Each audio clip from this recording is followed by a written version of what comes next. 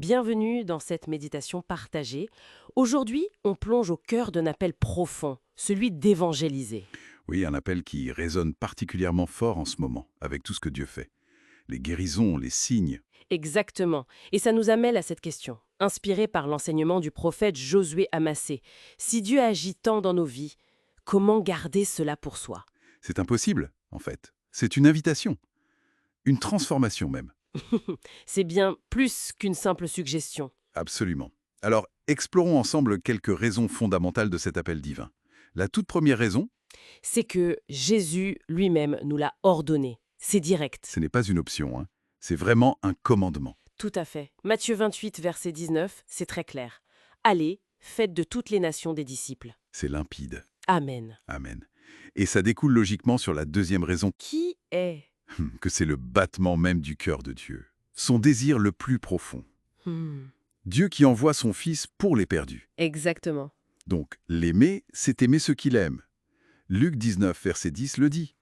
Car le Fils de l'homme est venu chercher et sauver ceux qui étaient perdus. C'est, waouh, l'image du parent qui cherche son enfant perdu, ça illustre tellement bien ce cœur de Dieu. C'est ça. Une recherche passionnée pour chaque âme.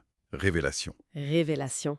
Et puis il y a la troisième raison, qui nous touche plus personnellement peut-être, Ah oui, laquelle? c'est que notre propre témoignage, notre histoire, a une puissance. Oui. Parfois, on pense qu'il faut des grands discours, mais non. Non, juste pouvoir dire, j'ai essayé Jésus et il m'a transformé. Ben ça suffit. Absolument. Ce que Dieu a fait pour une personne, c'est une semence pour une autre. Faut pas le garder. C'est une vraie semence. Et ça m'amène à une autre raison, la 9e dans la liste d'origine, je crois. Une raison un peu solennelle, Et laquelle? celle de la sentinelle, que nous sommes établis comme des sentinelles. Ah oui, Ézéchiel chapitre 3. C'est une responsabilité énorme. Énorme, avertir ceux qui sont en danger. Le texte dit que si on ne le fait pas, Leur sang nous sera redemandé. c'est très fort. Dieu nous demandera des comptes si on reste silencieux. Waouh, Puissant, ça donne à réfléchir, vraiment. carrément. Et juste avant celle-là, il y avait la 8e raison, qui est aussi très encourageante. Qui parle de promotion spirituelle, c'est ça? Oui, exactement. L'obéissance dans cette mission d'évangéliser, même dans les petites choses, comme gagner une âme. Ça ouvre des portes plus grandes dans le royaume? C'est ça. Luc 19, versets 17 à 18. Fidèle en peu de choses, reçoit le gouvernement de 10 villes. La fidélité dans la mission, Attire la confiance de Dieu pour plus de responsabilités, plus de dons. yes.